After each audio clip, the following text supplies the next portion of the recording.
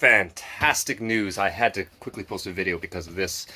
The Conservative Party leadership debate has now taken place and ended, and on the very first ballot, Pierre Poillevre has won by a large margin too.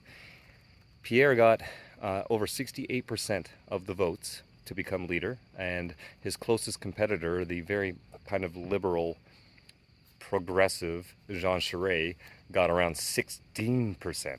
So there was no contest. So Pierre is now going to become the official leader of the opposition against Trudeau. And he could become our next prime minister. And as you know, I'm kind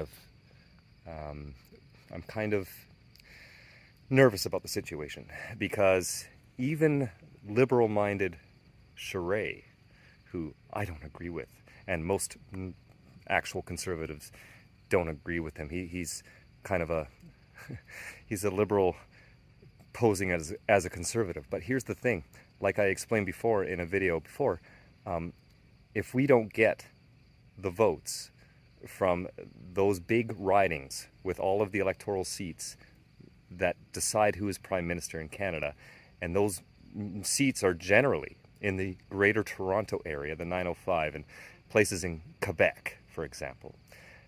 If we don't get those people to vote for our conservative leader, Trudeau is going to win again. And those people are generally very left-of-center voters. It doesn't matter if everyone else to the west of Ontario votes for Pierre, and he gets more votes overall, he still won't win the election if those ridings that I just mentioned vote for Trudeau. So we have to be careful here now. So I think what's going to happen now is you're going to see a lot of celebration, which obviously a lot of conservatives are very happy that Pierre has won. But we're going to see, he has to, without question, he has to start politicking to the center of the political spectrum, and some of those who are on the center left of any, there's no other way to win an election in Canada. You have to appeal to them. And what's going to happen is a lot of hardcore, I don't want to say hardcore conservatives, I would say people that are leaning more to the right, not just centrist, center right, but a little farther right. People that would vote for, say, the PPC and some other parties. They are going to start accusing Pierre of being a flip-flopper or just a fake conservative. And they're going to start calling him a liberal because he's going to have to start appealing to the people on the left, or at least to the center left, the swing voters, the people that are open to options and sometimes vote liberal, sometimes vote conservative. We have to convince those people to vote for Pierre. And if that means a little bit of compromise here and there, or, you know, giving them some sound bites, which they want to hear, then it has to be done.